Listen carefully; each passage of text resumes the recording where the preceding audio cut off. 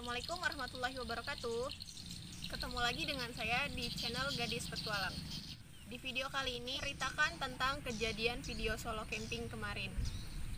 Ceritanya dimulai ketika saya solo camping kemarin. Di awal perjalanan, semua berjalan dengan lancar. Semua berubah ketika air hujan turun membasahi seluruh rute perjalananku.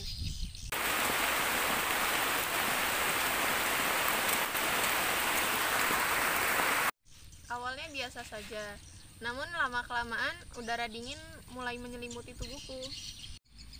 Dan aku terpaksa harus mendirikan shelter di lokasi itu.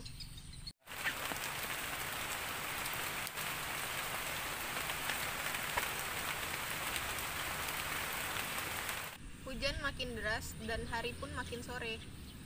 Tak lama kemudian, aku pun berganti pakaian. Karena hampir seluruh dari pakaianku dibasahi oleh air hujan.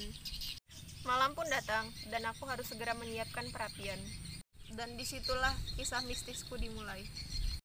Jujur, selama solo camping, aku baru kali ini ngalamin kejadian yang horor kayak gini.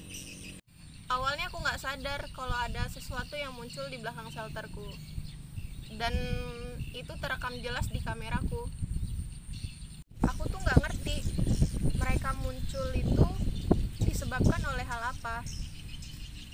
Dan selama aku di sana pun aku ngerasa nggak ngelakuin hal apa-apa yang aneh-aneh, dan semua pun masih berjalan lancar.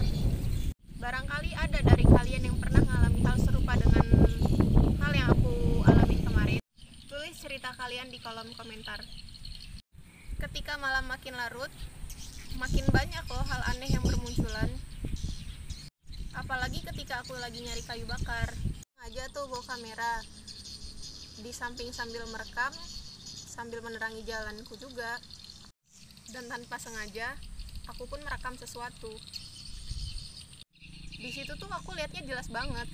Dari mulai bentuknya gimana, posisinya dia di mana, dia berdirinya di sebelah pohon itu.